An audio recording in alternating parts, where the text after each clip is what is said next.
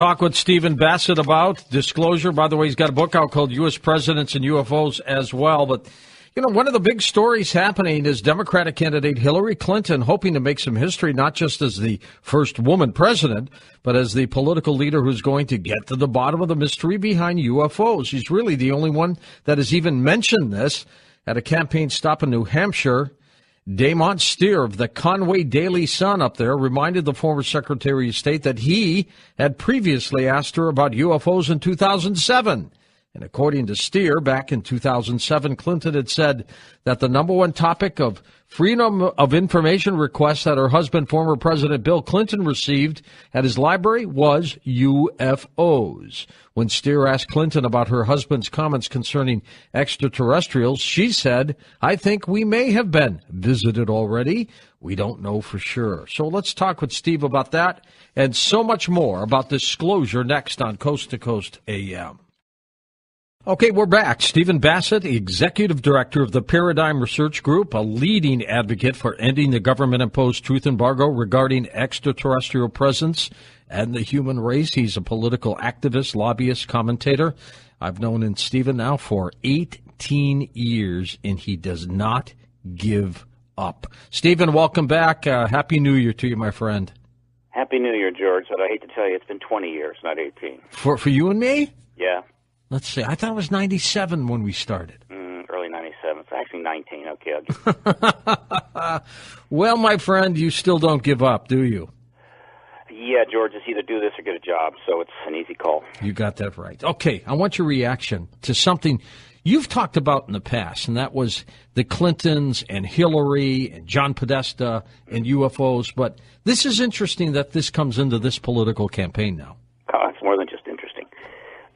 This is basically 20 years in the making, and is I believe, a significant historical moment. Though a lot of people may not see that yet, but it took that long to get the extraterrestrial presence issue we're almost there, fully into a presidential campaign, and it's not surprising that Secretary Clinton is the catalyst here, because that's where we've been putting the focus, and that's because of the Rockefeller Initiative and the connection she has to it, along with her husband, President Clinton, and John Podesta, and other members of their team.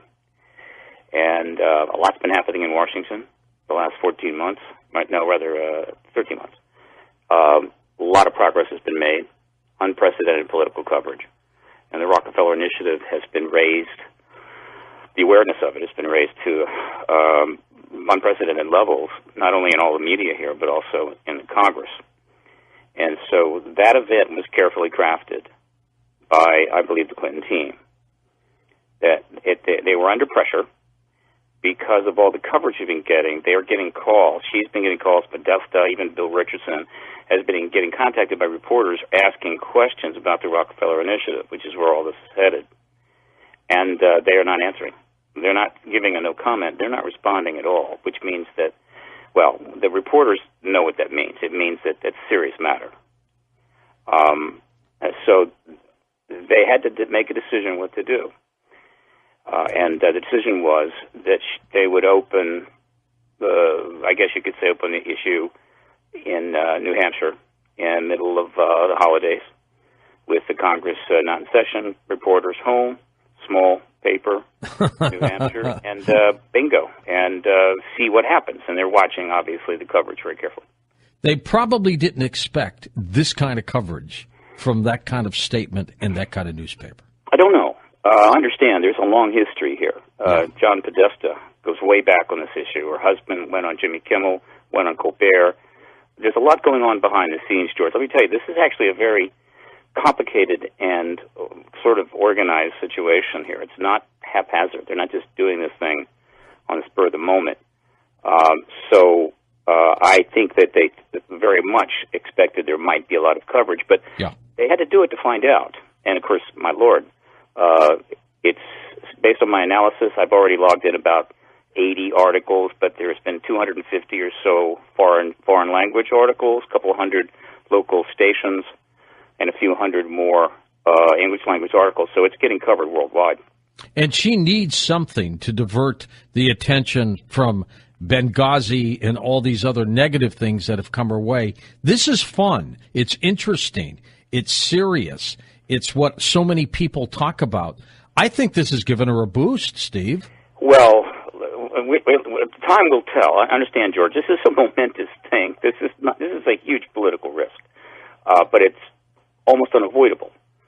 See, the calculus that they're working with, and by they, I really mean John Podesta, who is the linchpin strategist behind all this, and of course the chairman of her campaign, is can she make it to the presidency without having to face down this issue, and then do what she wants when she's in the White House? Maybe disclose, be the disclosure president. That would be a huge legacy. Oh, it would be. But she has to make it to the presidency, and she just ran out of time. The movement has been making a lot of progress. We had a huge response from the citizen hearing on disclosure. And, of course, as you know, I distributed the record of that to the entire Congress. I've been meeting with congressional staff on the Hill starting last March. We've gotten unprecedented political coverage, which your listeners can see if they go to the link on your site, paradigmresearchgroup.org, and just click on the link at the bottom for Congressional Hearing Political Initiative, and you can see a good deal of this coverage. It's unprecedented political coverage of this issue. And so the simple truth is that they can't make it to the White House. They're going to have to confront the issue now, and the sooner the better.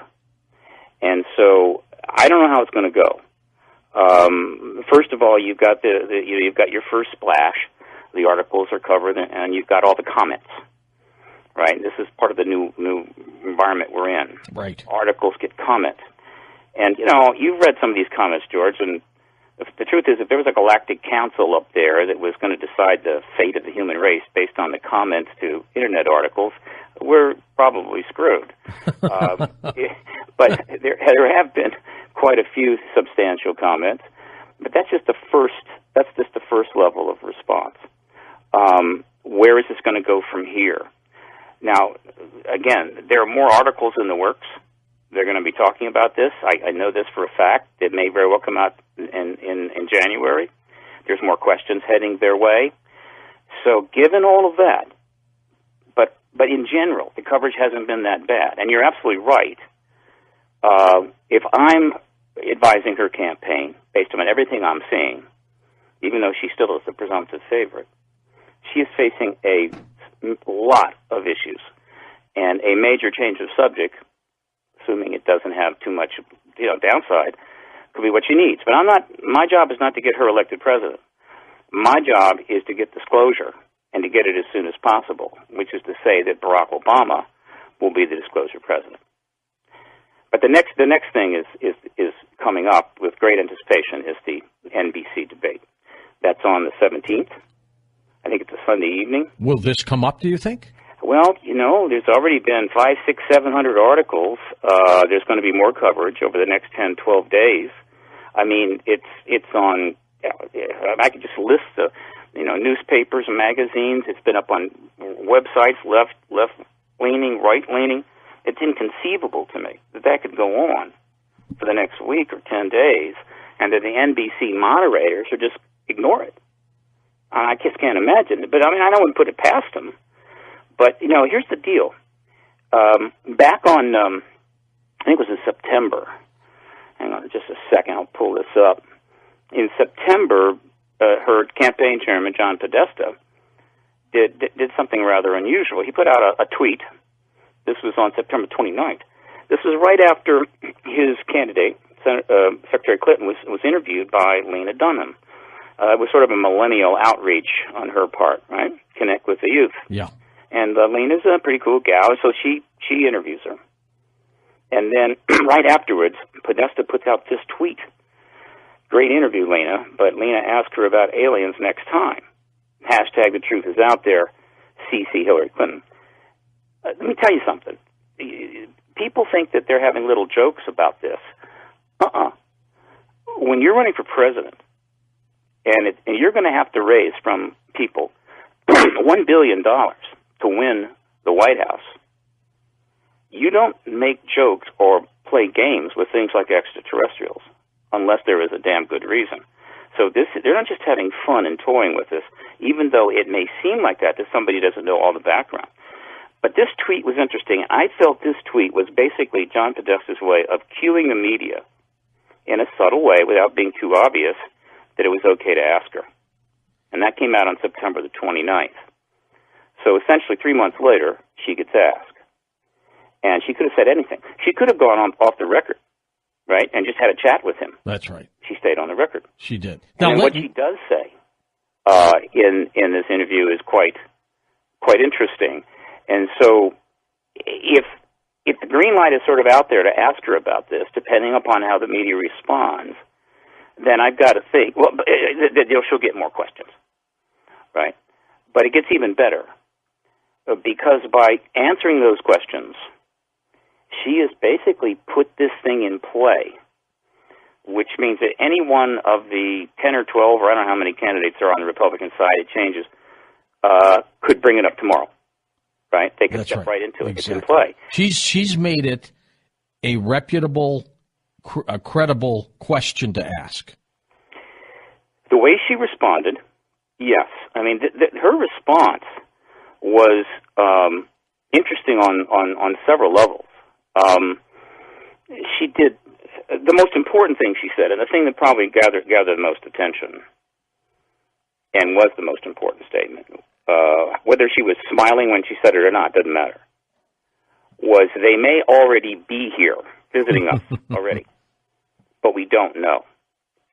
I can assure you that no president or presidential candidate from the two parties in history has ever said that.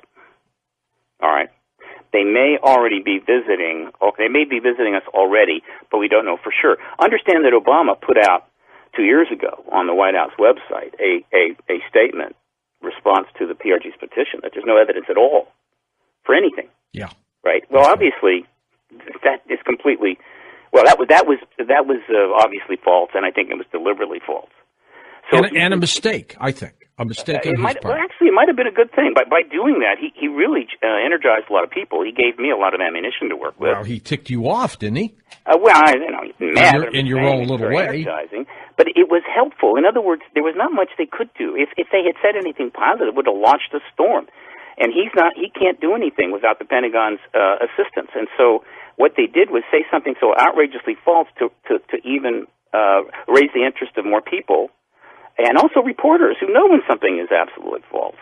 So there is a complex dynamic that goes all the way back to 2002, when John Podesta first called for the release of all UFO files at the National Press Club.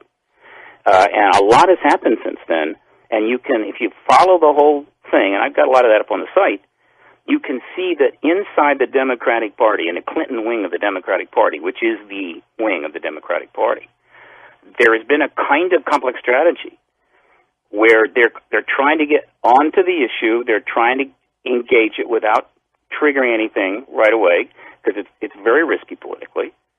But because of the pressure coming at them from all directions, and because the truth embargo is generally coming apart right now, they are going to have to deal with it. Now, they would love to be able to just skate all the way to the White House, but that's not going to happen. And so this is just getting started.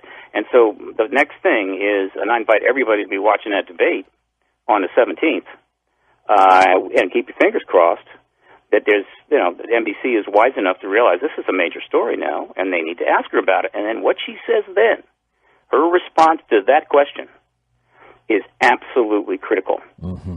And she's got to make the right call. And I hope John Podesta advises her well. Well, and the Clinton advisors have obviously told her this will help, not hurt you.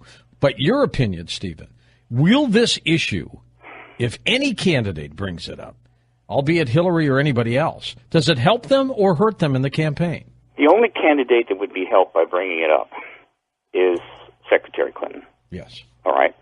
Others may bring it up to attack her.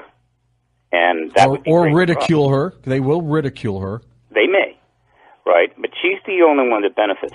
And again, I'm sure their advisors that would be telling her you're out of your mind. But there is a powerful logic that all right, let me put it this way. The number one liability that this particular candidate has, and she has many, But the number one, and you hear it all the time, is that a significant portion of the people do not trust her. Right. They do not believe that she is truthful. That's exactly. And that is the kind of thing that can cost you an election, right? And so if that's the number one liability, and she steps into the issue legitimately because of the history with the Rockefeller Initiative, 93 to 96, and starts to talk matter-of-factly about it and give legitimacy and seriousness to this, probably saying something along the lines of the Pentagon stonewalled them. They couldn't get anything. That wouldn't shock anybody. Carter couldn't get anything. The president is not on a need-to-know basis on the ET issue. That's right. And a lot of people should be very concerned about that. Nixon was, but the others haven't been. Nixon may have had some access, but certainly not Clinton, certainly not Ford. Or Carter. And I don't think George W. Bush either. In other words, it's kind of been pulled out from under him. Same with the Congress. Congress has no access on it. This, I can assure you. And this is not right. The military intelligence complex is trying to become its own branch of government. Can't do that. A lot of nice people over there. They want us to be safe. I get it. You can't do that. So if she were to get at in the center of in ground zero of bringing out a truth of this level and being very straightforward about it, nothing could reverse that perception more quickly than that. Once she gets through that first snarky, ridicule that's always going to come, once that's passed, and I don't think it'll last long, it could turn things around. Not to mention the fact it's an issue of huge importance, and not to mention the fact that I assure you, if this issue really comes into this election, and she starts speaking to it frankly, and the questions start cascading onto her husband and Podesta and Bill Richardson and Leanne Panetta and Mac McClarty and others that knew about or were involved in the Rockefeller Initiative, Mr. Trump's going to be getting a lot less media coverage. Emails, Benghazi, things like that are going to fade into the background. That's just simple logic. Because, frankly, compared to this issue, they are simply not important. The late Congressman Steve Schiff from New Mexico, he tried to get to the bottom of this, didn't he? Yeah, and they ran him around in circles until he got really mad. And then he died of skin cancer. He died of skin cancer about a year later. Carter's whole study was blocked. But that's truth embargo. Carter, of course, was during the Cold War. I get it. Schiff was all part. Well, Schiff was making his queries about Roswell right in the middle of the Rockefeller Initiative. There's a lot going on back then. You had the Rockefeller Initiative, 93 to 96. You had the emergence of John Mack at Harvard. You had Corso putting together his book, right? And then you had the 1997 50-year anniversary of Roswell coming up with estimates of 200,000 people. There was a lot going on between 93 and 96, and the reason was simple. And I'm going to make a point here that I think a lot of your listeners may not fully understand, but it's a very important point. There are a lot of people in the congressional staffs, 10,000 people in Capitol Hill, in White House staffs, in the Pentagon, and in the media that personally are quite convinced that this phenomenon is extraterrestrial. Yes. Quite convinced. Yep. But they simply can't talk about it because that's the way it is. That's the truth embargo. So it's not like everybody that we're trying to deal with is completely opposed to this. Not at all. I'm dealing with a lot of people that privately know it's true, but they can't speak publicly, and I'm just trying to motivate them. Does that frustrate you? Well, it's of course it's frustrating, but it is what it is. That is the results of the truth embargo. Well, but you have, played it well in terms of their confidence. They trust you. And hold on for a sec, Steve. We're at the break already. Stephen Basset, our special guest, as we talk about disclosure, next on Coast to Coast AM. Welcome back. Stephen Basset with us. So, Stephen, we've got Edgar Mitchell in our camp. We've got Paul Hellyer, the former defense minister of Canada, in our camp. What else is new out there for the push for disclosure? Well, I'm talking with staff members of Congress to try to get hearings, and that's in play. It's a very slow thing. And what's most important, though, that it's happening, because by doing that and putting pressure on the political media to come forward. So that's happening. As I've said before, the political coverage is unprecedented. at this point and continuing to grow. If you go to paradigmresearchgroup.org, click on the Congressional Hearing Initiative link, you just spend 5 minutes on there and you see it. It's just huge. It's just all over the place. So that's an important breakthrough. And then, of course, we've got the Clinton statement in New Hampshire to Damon Steer of the Conway Daily Sun, which opens up all these possibilities. One, it opens up the possibility for questions to be asked at the debate. Two, it opens up possibilities for any of the other candidates for president to speak up on it and bring it into play. And it does something else. There are third parties in America. They don't have much chance of getting people elected by and large because our system is very much rigged against them. But they do bring ideas into play. And so I think by what she did gives these third parties kind of a license to go there. For example, you take the Libertarian Party.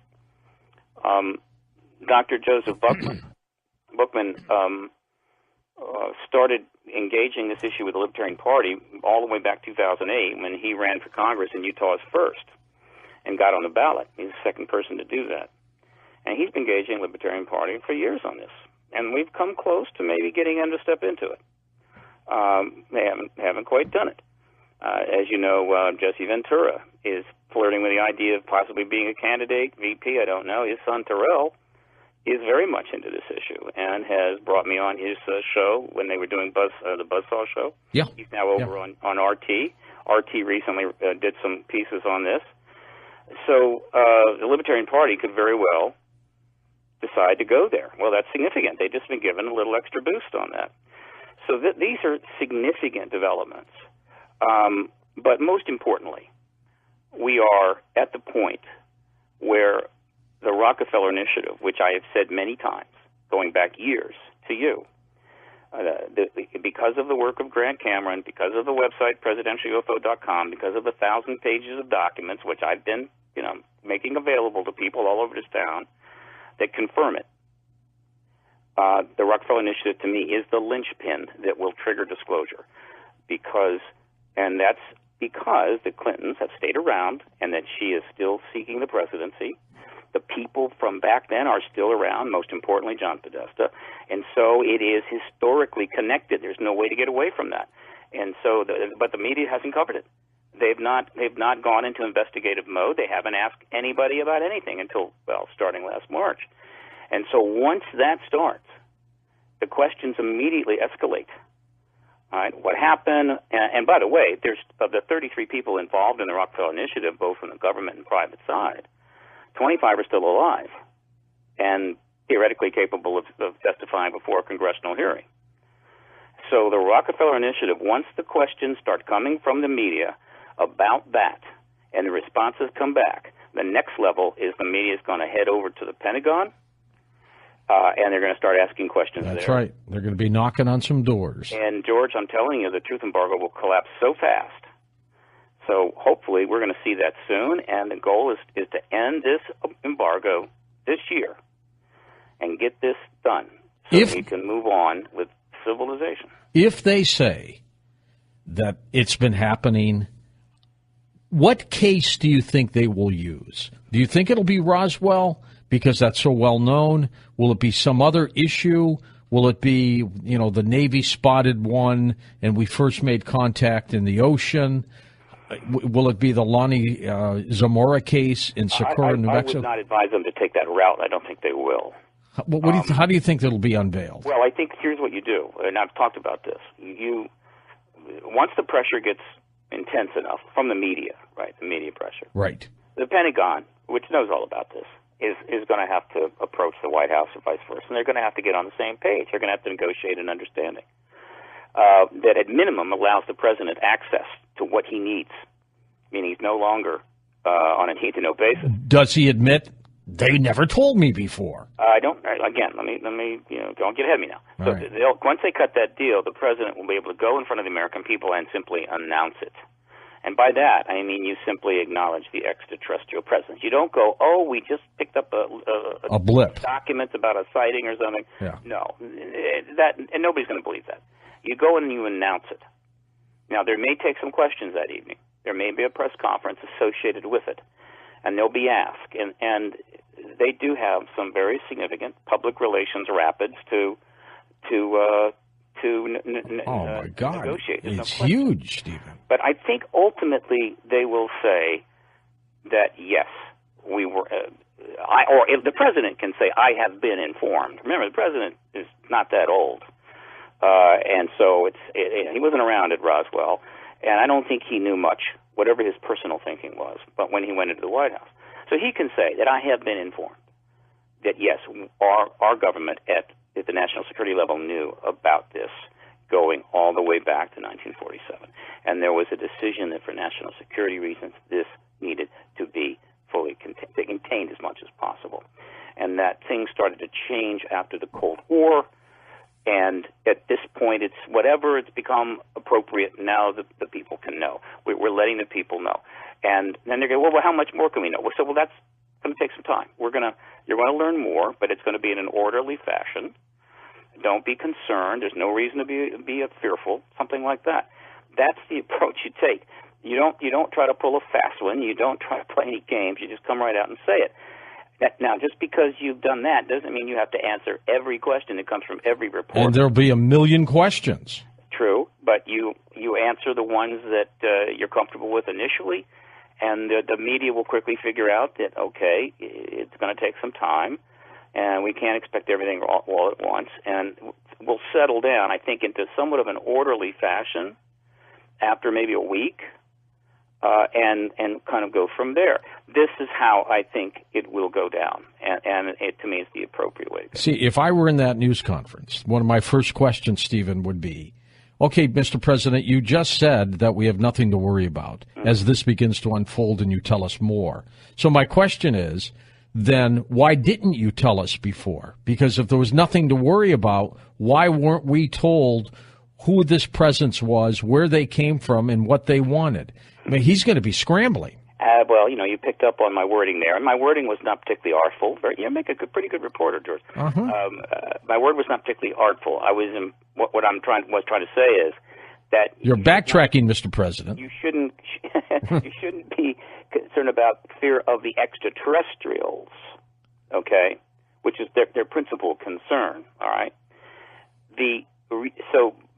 But the reason that the national security lid was put on this was not about whether the extraterrestrials were dangerous or not dangerous from the standpoint of the government back in the 40s and 50s and 60s, that given the fact that all these nuclear warheads were pointed at each other, and we were in this extremely volatile and highly dangerous situation, tossing the extraterrestrial reality into that was simply too risky.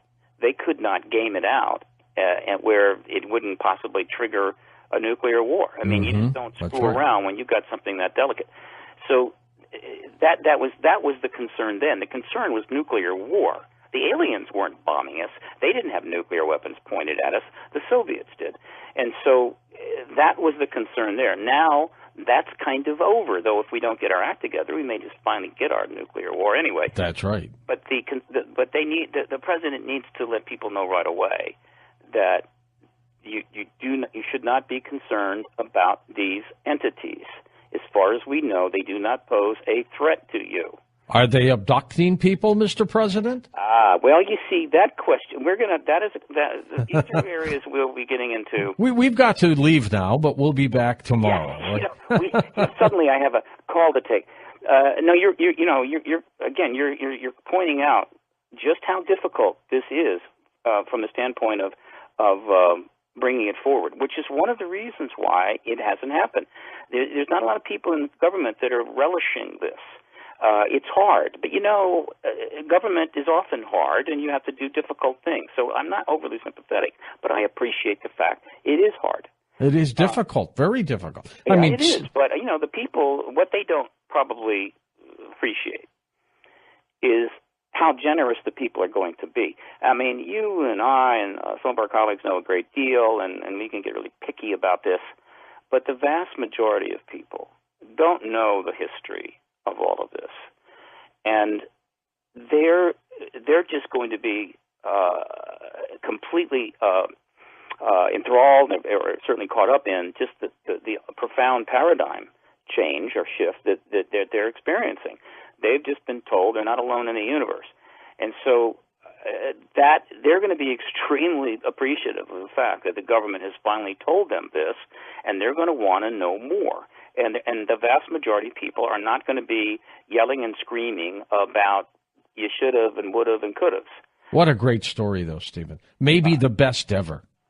Other than the second coming of Jesus, this is the best. I wasn't around for that one, but it looks like we're going to be around for this one, George. So, I invite your listeners to start concentrating on this, to think about it and try to support this work, because we have a really good chance to get it done this year. And if I'm a candidate like Secretary Clinton, you do not want to be dealing with this in September. You want this out right now. You want it to go where it's going to go. I mean, if she brings it out, she answers the questions, and the questions expand, and we don't have disclosure, well, fine. If it doesn't happen this year, it doesn't happen. But I'll tell you, we'll be way along the way. Fine and dandy, right? But on the other hand, if it moves and we get disclosure, then all right, it's early, and now, and this is really cool, all of these other candidates, which are spending most of their time yelling at each other like kids on a school bus about silliness, which I'm sure you're aware of, will have this profound issue to discuss as they seek the presidency. They'll be scrambling because they won't even know anything about it. They'll have to get educated real fast. Maybe they'll give you a call. Or you. But the thing is that, you see, let's say you have disclosure by, February. That means we're going to have this unbelievable 6 or 7 month dialogue going on between the people and the government and the press, and the government and these candidates and the press, and this issue will be powerfully discussed in the context of who is going to be the next president of the United States in the post-disclosure world. It's perfect. You can't have it any better. Oh, it is perfect. It is perfect. And it changes everything. It changes your perception of space travel, where you want to go, going to Mars, everything. Everything changes. To me, it's one of the most exciting projects ever. Well, I know it'll make this campaign a lot more adult and a lot more fun to watch. Well, it sure will. And then, of course, the questions abound. I mean, you'll have people like David Jacobs who will say, wait a minute, there's something else going on here. I know. They're taking people. They're eating people, whatever. No. Good. And maybe David could then present his thinking on this in discussion and dialogue at maybe Harvard or Temple or Yale. Maybe. And we'll get some top researchers, and we'll have a wonderful discussion about it in front of the student body and the professors. At what point does Stephen Basset take a bow for his years of contribution to trying to get this thing finally out? Take a bow. Well, look, George, I'm just a citizen activist without portfolio, right? All right. I'm going to go with the flow. I don't know where this is going to go, but we get disclosure. We'll see what happens next. I'm sure that my life will change. I know that your life is going to change. Mm-hmm. Obviously, the nature of your show, I have a feeling it will be enhanced in a post-disclosure era. You've got connections to and knowledge of all kinds of guests and people on this field that people are going to be dying to hear from. And I'm sure a lot of them are going to want to come back and pay their respects to you and come on your show, and we'll get some pretty intense discussions, and we'll probably have witnesses emerging that couldn't come forward, but post-disclosure will come forward, perhaps in large numbers. And it's going to be incredible. It's just going to be... Yeah, but Stephen, I'm telling you this because I've known you for so many years. I am going to personally make it my pilgrimage to let this world know that you were one of the most important figures behind getting this out, because you haven't stopped. I mean, I remember talking to you during the 9/11 days when you and Greer were supposed to have a major news conference, and that got put off because of that horrible situation. You have never given up. And if this comes out, if this unfolds the way you've outlined it, you deserve the credit for this. And I will make this show and publicize it as much as I can to let the world know that you were one of those hugely responsible for this. Oh, thank you, George. I appreciate it. But let's be clear here. There are a whole bunch of people who have been in this and pushing on this for decades. And all of the researchers have made important contributions. Yeah, but you were the glue. The media people, the contactees that had the courage to speak up, the ones that have helped form the groups, the organizations. Believe me, this is while it's not the kind of thing that's visible, it's not like a million people marching up and down the mall in Washington. It is, thank God for the Internet, that created the ability to create a cyberspace advocacy movement, right? Yeah. And so I'm sort of lucky because I was able to stake out the political ground a little bit. But trust me, this is not a personal crusade, and there's a lot of credit to go around. And so I'm gonna make it one of my top priorities to come on your show and make sure that a whole bunch of people who were part of this get recognized. Well, that's fair, too. That's fair enough, because they deserve it, too. But, I mean, you were the glue, Stephen. You're the one that kept it together. You're the one that didn't give up. You're the one who struggled. You're the one who sacrificed. I know these things, and you deserve it. We know, George, it's interesting, but there is a conference coming up that you and I are going to be at. I'm going to be attending, that you're part of the event, and it's perfectly timed. And there's some people there that deserve a great deal of credit. And of course, I'm referring to the architects of the New Paradigm Conference. Well, that's coming up in a week and a half. In a week and a half, and so you've got Richard Dolan, who it's a tremendous amount of credit here. You've got Foster and Kimberly Gamble, who have been trying to create an entire movement to look forward and to a new time, new place. And of course, Danny Sheehan, who was part of the Citizen Hearing on Disclosure, and a legal activist, Catherine Austin Fitz. Ron James is going to be narrating. You've got another researcher, Joel Garvin. And this is the perfect title, Architects of the New Paradigm. Yeah. Because disclosure is the biggest paradigm shift in human history. And as Richard Dolan and Bryce Zabel sort of intimated in their book, it's possible that future generations will actually mark time from the disclosure day, meaning year 27 AD, after disclosure. It wouldn't surprise me at all. But just because we get disclosure, that's just new information. The question is, if in this new era, are we going to redesign and construct a far better world than what we have now? And believe me, there's a lot of improvement needed. Somebody's got to do that. Yeah. The people, X number of people are going to step up, and they're going to say, okay, let's get this right. Let's reform. Let's redesign. And these are people that perfectly fit that, but we need thousands like that. So the Architects of the New Paradigm Conference, in my view, is like almost the first conference of this type of what may be the post-disclosure era. The timing for that, Stephen, too, fantastic. We got full information on that event that you're going to be at, and me, on the coasttocoastam.com website. Up next, your calls with Stephen Basset. We're with Stephen Basset, of course. He heads up the Paradigm Research Group, seeking and pushing for government disclosure about the extraterrestrial presence. And, of course, the big story, Hilary Clinton and a very small newspaper talked about disclosure and what she thinks. And you know what? You just never know. We're going to come back, chat more with Stephen, and take your calls on Coast to Coast AM.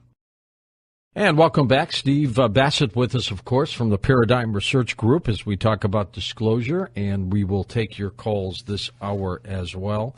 This is exciting indeed. Stephen, in terms of the extraterrestrial presence, do you believe that it's ongoing? Did it stop? Where do you think we are with it today? Well, it's still ongoing. Yeah. The sightings have increased in the last couple of years. They're all over the world. So the activity is there. Crop circles are still being put down. And I'm in touch. I talk with a lot of contactees, and I believe certainly there's some of that going on as well. How long have you been interested in this subject matter? Well, since I was a kid, I read science fiction a great deal. I loved it. And it was easier than reading Shakespeare. It sure was. And it's interesting, George, when I was a kid, one of the classics I read was a book by Arthur C. Clarke called Childhood's End, which is about post-disclosure, right? It's about the post-disclosure world. It's about the post-contact world. And just recently, Sci-Fi did a 6-hour mini-series on that. It's the first time that book had ever been filmed.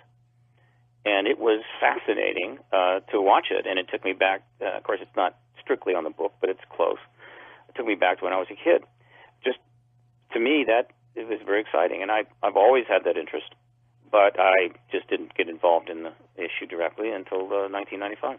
95 is what? Well, late 95, early 96. What was the catalyst to get you involved?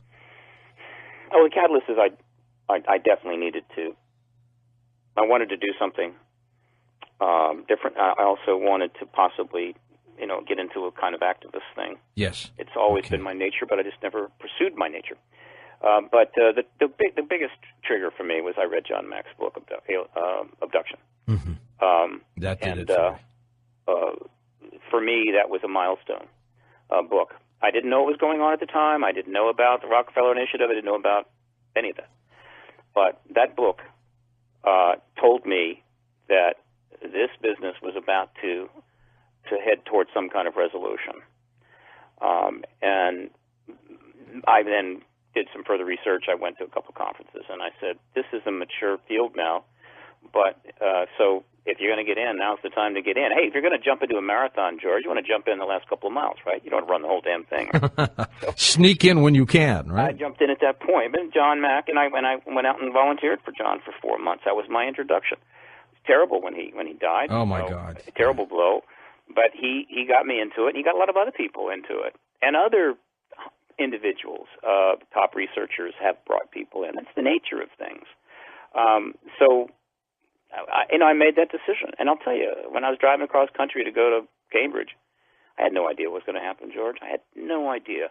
If you had said, oh, yeah, Steve, 20 years later, you're going to be in Washington and you're going to be on the edge of maybe actually having this thing finally happen, I would have said, I don't think so. But, life is funny. The most important thing is, George, you and I are still here. That's right. We have a number of colleagues that didn't make it. That's true. In a number of different ways.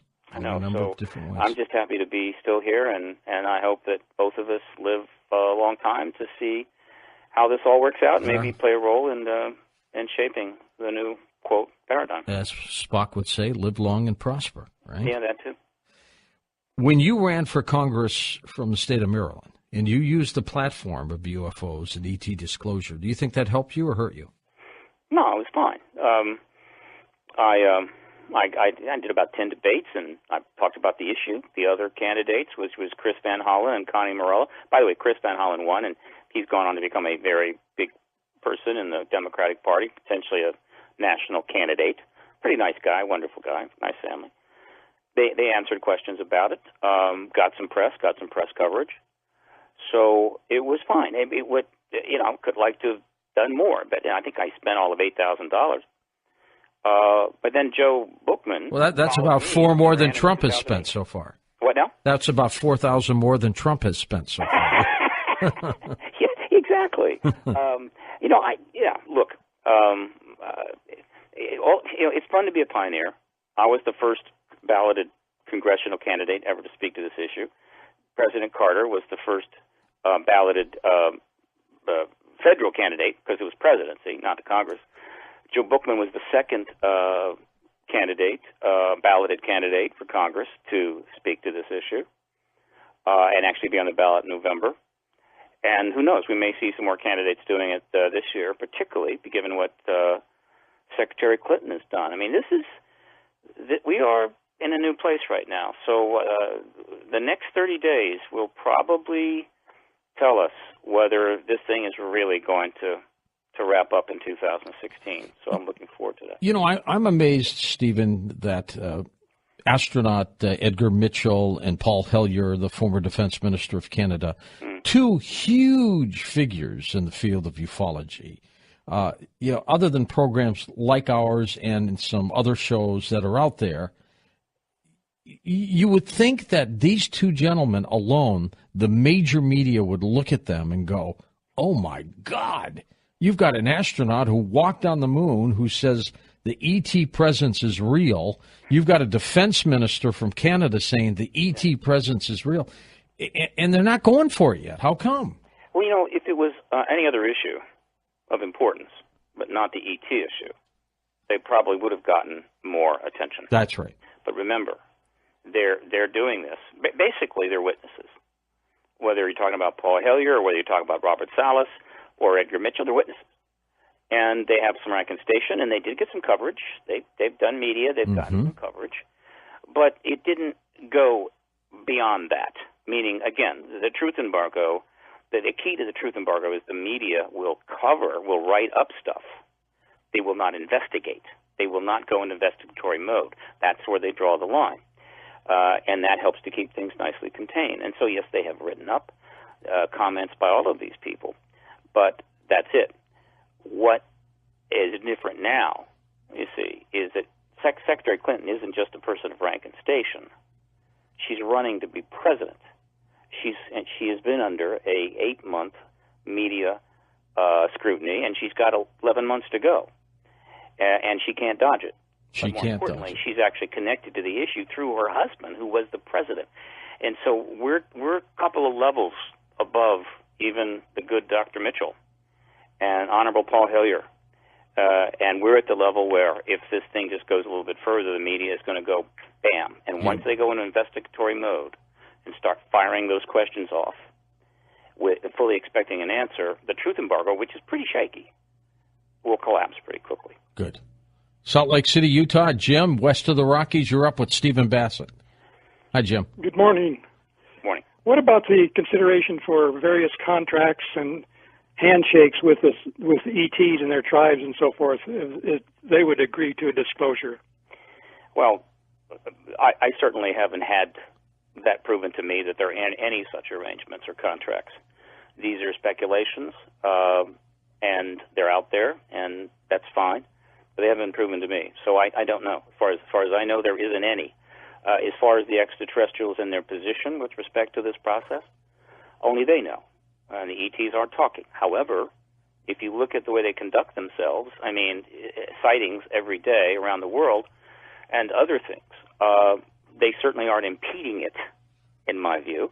If anything, they're helping it along by helping to raise awareness. So if I have to guess, I would say the ETs are in favor of disclosure, but they're waiting for us to actually do it. That's called the self-disclosure option. And then what happens after that is intriguing. But logically, after self-disclosure would come open contact, when that would be, even more intriguing for all of us. Indeed. David is in Garrett, Indiana. Welcome to the program, David. Go ahead. Hello, George and Hi. Stephen. Hi. My question is, and I'll take it off the air as soon as possible, even though you say Hillary said that she would do the disclosure thing about all this, I don't really agree with you because I think it's all just a ploy for her to get more votes to become president. And to me, I think, how can we trust her anyway to say that she's going to do this? And then if she does become president, she won't even do it anyway, just so she can become president. So what you're saying is that she's just doing this just for publicity and to get those votes. Correct. She's basically just doing the same thing what all the Republicans are doing right now, especially Trump. Just whatever thing, anything that he says is just for publicity. And I think she thinks that she needs to do this so she can get some of that also. Besides, basically it's free publicity. Sure. And any money that they don't have to spend, and something, because this is worldwide, let alone in the United States, that if she says we're going to disclose all this information, how do we know that we can trust her? That's my question. This is a misunderstanding that I want to clear up as often as I can. What's important about what just happened in New Hampshire is not that Secretary Clinton said that she would disclose or get to the bottom of the issue or set up a task force for Area 51 if she becomes president. That's not what's important.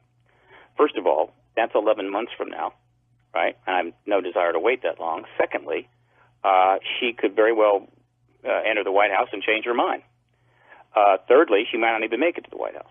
What's important is that she has brought the issue into play now, and as a result is set up for substantial more media engagement, which may trigger a media storm that will end the truth embargo. This is all about President Obama being the disclosure president, not Secretary Clinton. I'm not in the business of supporting candidates, and PRG is not doing this to see Hillary Clinton or Secretary Clinton as president. Right, you're not endorsing who's going to be president. We want disclosure, and we want it now. Like next month would be very nice, thank you. And, of course, that would then have to come from President Obama. Stephen, tell me a little bit about John Podesta. That some time ago he said one of the disappointments for him when he was with the administrations was he was unable to get the information he needed. That's pretty dramatic. That was a significant thing, too. The Congressional Hearing Political Initiative got launched on November the 4th. I arrived on November the 20th, started making calls to Congress, and, we were approaching the media and so forth. And I'm sure that, again, everything that I'm doing is being watched carefully by the Clinton people. And we were making, progress was being made. We had a number of articles in the Washington Times in November, and then the Daily Mirror in January, and so forth and so forth. So, interestingly enough, his response to this was to put out a tweet, a very important one, and that came out on February the 13th, 2015. And again, some people that don't know the full background of all this and backstories, I can understand why they may just reflexively assume, oh, it's a joke, right? But people have to understand it isn't a joke. Even if it's said with a smile on the face, it isn't a joke. And so this tweet is extremely important because John Podesta had just finished a 11-month stint as a White House advisor. He was brought back into the White House by Barack Obama, by President Obama, where they could discuss and in perfect privacy, without worrying about the press, anything they wanted. So he spends 11 months there. It was never clear what he was doing. Right? It was never really clear at all. It was sort of like there he was. He was just brought inside, I guess you could say. And he had to give up his CEO job at the Center for American Progress, which is the think tank that he founded. And so in the day he leaves that job, the last tweet on his White House account, and it's already known he's heading straight over to become the chairman of the campaign of the leading candidate to be the next president. He puts out a tweet and says, finally, my biggest failure of 2014, once again not securing the hashtag disclosure of the UFO files. Hashtag the truth is still out there, CC Marined out. This is a huge deal for those in the know. And he fully knew when he put that tweet out, I was going to run with it. And he also knew there was going to be a lot of press coverage. And there was. There was a lot of articles. Yep. And so what he just did in that tweet, in the Lena Dunham tweet, which he does in September, he, in my view, he's telling the media, look, if you want to ask her, go ahead and ask her. In this tweet, back in February 13th, 2015, he's reminding people in the know that, remember I called for the UFO files to be released in 2002, 2003, remember that? And I wrote a foreword to Leslie Kane's book on the subject. I was in the documentary on the subject. Good point. Still here, still looking, and he's implying that he may have tried to do something but couldn't do it. Why not? Why was he blocked? Was he stonewalled? Right? He uses the hashtag disclosure, which is the hashtag used by PRG's Twitter team that put out nearly 2 million messages to targets all over the place, to the Congress and the media, all hashtag disclosure. He uses that, right? And then he copies Marine down, which is interesting. So this is a significant moment, that tweet. So when you put all of this together, you are seeing the team around the leading candidate to be president dancing with this issue, working with it, advancing it carefully. They realize how difficult this is, putting up trial balloons, see where it goes. There is a logic to all of this, and ultimately it leads either to the press going, we're not interested, or the press going, okay, let's party. In which case, of course, things will advance very quickly, and disclosure will take place. Amazing stuff. It's going to happen. It's going to happen. Jan in Brooklyn, New York. Go ahead, Jan. Hi. Good, Jan. I heard, excuse me, there's supposed to be over 50 different types of aliens that come around us to Earth. Now, I heard the secret government is in contact with a couple of them, and they get our technology, we get their technology like fiber optics, and we allow them to abduct people and get their sperm and eggs and hybrid stuff. Now, why would these kind of aliens want it to be known, or the secret societies? That's always been a possibility. I think that's one of the theories of David Jacobs, Stephen. There are countless theories out there. They all can't be right. I don't know how many. I'm sure there are countless ET civilizations in the galaxy. How many are visiting us? Don't know. 4 or 5 for sure. Whether they have arrangements with the government, don't know. So it's hard to speak to that. Again, this is why we need disclosure, because only after disclosure are we going to be able to start sorting the wheat from the chaff. The revved-up Kepler telescope just found 100 more exoplanets. I mean, they're out there everywhere. Yeah, they're all over the place. We're going to come back in just a moment with Stephen Basset. We're going to take final phone calls with him. I'll also tell you a little bit of what's in store on our next Coast to Coast program. And just keep your radio dial set right to your favorite station so you don't miss any of the programs. And don't forget also to be a Coast Insider, because that's a great way to podcast the program as well. So we'll be back in a moment with Stephen and your calls on Coast to Coast AM. Well, we've got a great split show for you on our Thursday night Coast to Coast program. Stuart Swerdlow joins us as we talk about his work as a clairvoyant. And then our dear friend Art Rosengarten joins us talking about the tarot and psychology. All of that exciting here on Coast to Coast AM. We're coming back in a moment with final calls with Stephen Basset as we talk about disclosure right here on Coast to Coast AM. Welcome back. Stephen Basset with us. Your final phone calls as well. And, Stephen, after the event that's coming up in a week and a half, what's next for you? Well, I'll be attending, and then I'm going to head right back to D.C. I've got to set up some more meetings on the Hill to talk about the hearings, but also I'm anticipating, and this is a significant thing if we can get there, that perhaps the NBC, ABC, and the networks, the cable networks, may be toying with the idea of bringing me on. Oh, that'd be great. So I can get on television and start talking about this directly. That will take it to another level. We're close to that. So I'll be coming back and hoping to see some of that take place. That would be perfect. Were you surprised with Hillary's statement about the possibilities of ETs? Well, that's what I've been shooting for all along, was to get them to break their silence. But when it happened, I was surprised. I was at my sister's, for the holidays and just kind of chilling out, and I got a thing on the Facebook and realized that she'd given this interview. That was great. And I read it, and I went, this is it. Do you think that Podesta or she has seen your disclosure video? Oh, yeah. Okay. Oh, you mean the conference? You mean the citizen hearing on disclosure? Yeah. I got to think that he has certainly looked at some of it. Whether she's looked, I don't know. They're certainly aware of it. All right, let's go to Joe in the Bronx now. Hey, Joe, go ahead. Hey, George, how are you? Good, sir. Thank you. Thank you. I'd like to ask Stephen, now, what effect or impact do you honestly believe that disclosure will have on the general population, and will there be facts about Area 51 revealed soon after disclosure? I think the public is more than ready for this. I think they're going to handle it very, very well. In fact, given the kind of stuff we're having to deal with now, you get up every day and there's something grotesque every single day in the news. When I got up this morning, what was it? North Korea may have set off a hydrogen bomb. Oh, okay. Go back to sleep. So the idea of something like this, something extraordinary like this, people are going to handle it very well. So I'm not worried about that. In terms of what we learn and when, well, that's going to be a process that will go on for weeks and months, maybe even years after disclosure.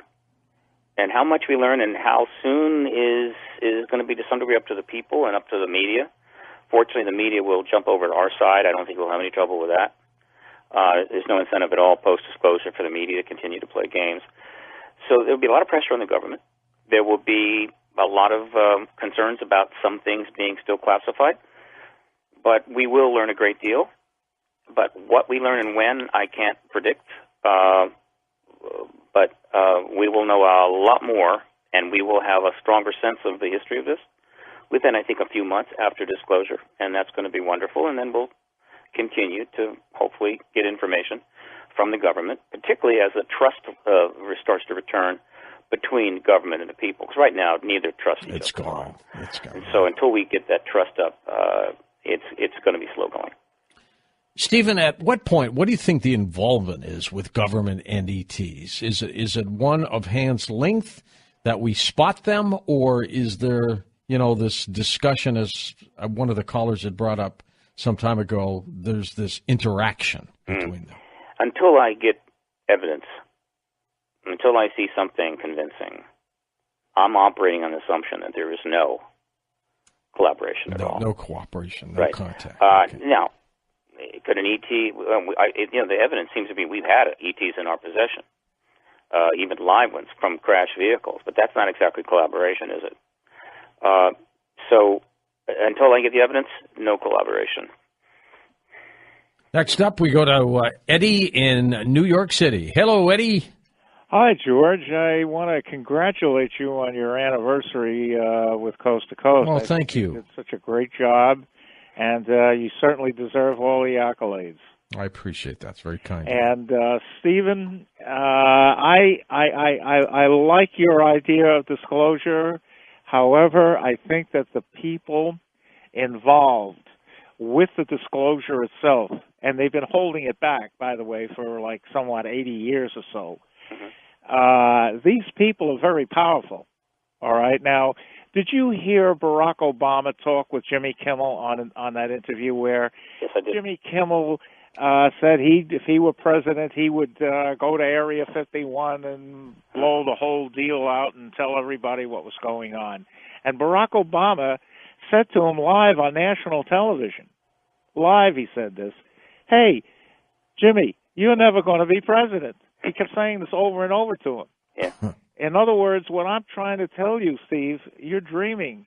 The people that are involved with keeping this, and I mean the 1% of the industrialists, the Rockefeller Foundation, all of these people that have been the big money, the Illuminati, whatever you want to call them, they've been keeping this under wraps for a long time. And, if you think they're going to, just the secret space program alone, do you think that they're going to tell the public and the world that hey, we've been sending Tin Lizzies up to the moon and space, and all the while we've had anti-gravity technology and we have a space fleet going through our solar system? Do you think that they're going to do this? I don't think so. Because that means they're going to have to tell about all the lies that they told in the history books, in our history books, and God knows the repercussions of this are just too outstandingly terrible. It just everything is going to have to be changed. All right, let's get Stephen's reaction to this, Eddie. Go ahead, Steve. Well, I have, as it happens, I possess one of the most important traits that any activist can have, and that is I'm just too dumb to know it can't be done. And so I'm just going to go and do it. That's right. You don't give up. You're a bulldog. You're like Alex Jones. And you keep doing it. That's simple. So we'll see. We'll see. Eddie's got a lot of good points there. Sure. Well, that's why it's taken 20 years, George. Oh, of course. Yeah, it's, taken 20 years. And you and I have talked about disclosure. We've talked over the years that, I'm not sure government will release it. It'll come out a different way. Yeah. Now, that brings up an interesting question on the Hillary Clinton situation. What if she finds out about this and goes public with it, not from some governmental source, but some other people? Is that possible? No. There's a way to do this, and do it appropriately. the president telling the people is the absolute appropriate way. It's got to be done methodical, too. But she clearly is in a position. She has an historical opportunity here. It's extraordinary to basically end the truth embargo by taking a bit of a political risk and telling answering some questions, which they seem to be inviting now, truthfully. Now, and if she does that, she's going to change history. She won't be the disclosure president, but I'll tell you, she'll still get one significant legacy. Okay, so you still think Barack Obama is going to beat her to the punch? It's not that he's racing. I'm simply saying that the process is moving along so quickly that there's no way that they can, how would you say, finesse this for 11 more months. It's just not going to happen. And so it's going to come out, and if it does, then obviously, whoever's president, and that happens to be Barack Obama. By the way, one of the things that the White House and the Pentagon needs to really worry about is as this press coverage escalates, and you've seen what we just happened, hundreds of articles about this. You've got two major leaders. You've got one over in the Kremlin, Putin, and you've got another over in Beijing, Xi Jinping. And as they see this unfolding and realize that where it's going, they may just decide to, okay, time to step in. Well, you think they've got to be aware of this, too. Of course they are. Why have they been so silent? They have their own reasons. But just like we have. But as we move along, if the Pentagon and the White House drag their feet on this, Putin could step in and say, okay, fine, I'll do it, and go first. And that's not a good thing for the U.S. They don't want that. So I'm always reminding them of that. And so as things move along here, be assured, this Clinton story has gone all over the world, right? You don't think the Kremlin doesn't know about it? You don't think Beijing doesn't know about it? Of course they do. Of course. So they're watching this very carefully. Now, maybe they'll say, fine, we want the president, we want the U.S. to lead on this. Fine, whatever. I don't know. I'm just saying that the Pentagon needs to be aware of that as a very real possibility. They're probably listening to this program right now. I'm sure they are. You know it. Hi, Vlad. Tim in Kentucky, truck driving there. Hi, Tim. Go ahead. Hi, George. Hi. Wonderful show. Hi, Mr. Basset. Long-time listener, first-time caller. George, we just love your show out here. You keep us truckers going. And just some quick comments. So many people have been hammering on this for so long. It's hard to believe that there's many people that aren't informed that something's been going on for a long time. Yeah. The whole problem the government has is how to spin this. I mean, let's face it, there probably should be some tribunals. I mean, because there's been a lot of pain and suffering going on in the worldwide that was needless, for a long time. So it's more who's going to control the information, how they're going to spin it to keep the global elites behind, covered. That's I think is the main problem, and we're still going to have the problem of how to discern the real truth. How did they really, what did they know, when did they know it, and why weren't we told? I mean, we've been lied to for so long about so many things. From JFK on. I mean, God, you can fix so many things. So that's their main problem. How to control the truth, how to spin it, to protect their behinds. Quite frankly. Well, if I'm advising them, I'd say don't spin it. You're going to be telling the most important, profound truth in history to 7 billion people, and about half of that 7 billion people have all got computers and access to the internet. So this would be a really bad time to try to spin something like that. And can you imagine Twitter the moment they announce this? Oh my God. Oh yeah. Let me tell you, a whole lot of servers are going to shut down after that. But we've never been in a better position as a society to scrutinize and maneuver at this level by government. So we are fortunate in that regard. And let me tell you, if we were to use our power that the internet has given us more frequently, we might have challenged the government on a lot of other things. But it's still happening. There is a revolution underway, simultaneous with all this, that's changing the world, and the two are kind of working with each other. But the internet is not a guarantee of truth. Quickly get me the name. Go ahead. Okay. So let me ask you this. Mm-hmm. If Hilary doesn't get elected and Barack Obama doesn't announce it, is it dead? Is it over? Not over. Get me the name. I'm going to be, if I can get the funding to keep in D.C., I will pursue this all year, obviously. Election's not till November. If Clinton wins the election, then we're in a really good position because she will have made a lot of statements, and we're going to be able to put a lot of pressure on the administration early on. And it's really an unprecedented situation, frankly, far, far more intense than Carter's situation in '76. If she loses the election, I will have to say that I'm going to be kind of scratching my head. Yeah. That may set this back. It could. Yeah, I mean, I'm not sure. So I don't want to think about that. We're just going to get disclosure done this year. Let's go to Colorado Springs, Colorado. First-time caller Jeff's with us. Jeff, good to have you with us. Good morning, gentlemen. Long-time listener. The point I'm going to make, there's been proof in all these ancient civilizations that we've been visited for thousands of years from ETs and stuff like that. And we have, and everybody knows about Roswell. And so my question is that we've had this technology, been aware of this technology. Why hasn't it been forwarded to NASA? And instead of using these rudimentary and primitive ways of exploring space, the moon and rockets and stuff like that, why haven't we been able to tap into the technology and avoid the horrible accidents like Challenger and the other space shuttle coming back in? Why are we using, like Model A's when we have Lamborghinis as far as ways of getting out into space? Why hasn't that been utilized?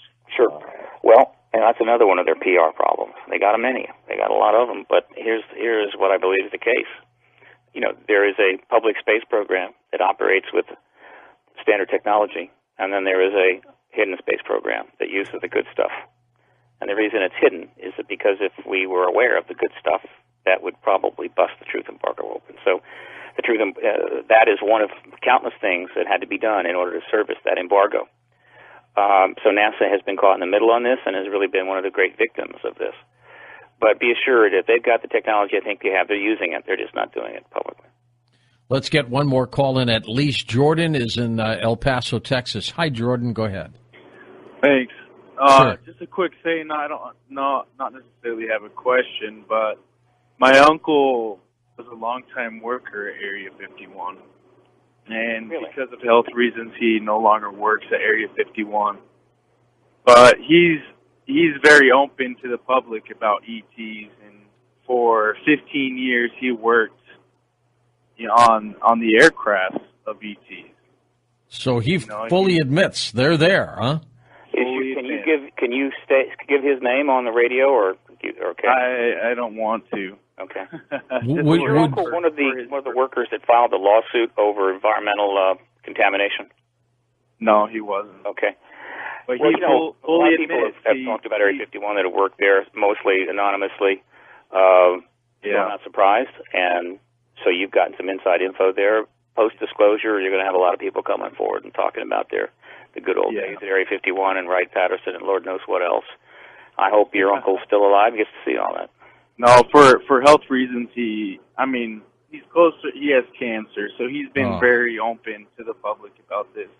Tell him to hang in. Tell him to hang in if he can, because I'm sure he'll be pleased if disclosure takes place. We're going to need him. Stephen, we're almost out of time.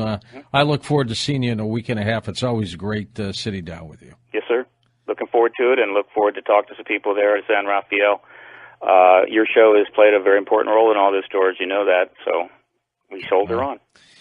You be safe traveling out there, and we'll see you soon. Yes, indeed. Okay. Stephen Basset, who has worked diligently to try to get disclosure, and he just won't give up. Also, his book is called U.S. Presidents and UFOs, The Untold Story. Just fascinating. Well, stick with us. We've got a great set of programs for you all week long, and we'll fill you in on what's in store again for the Friday show tomorrow.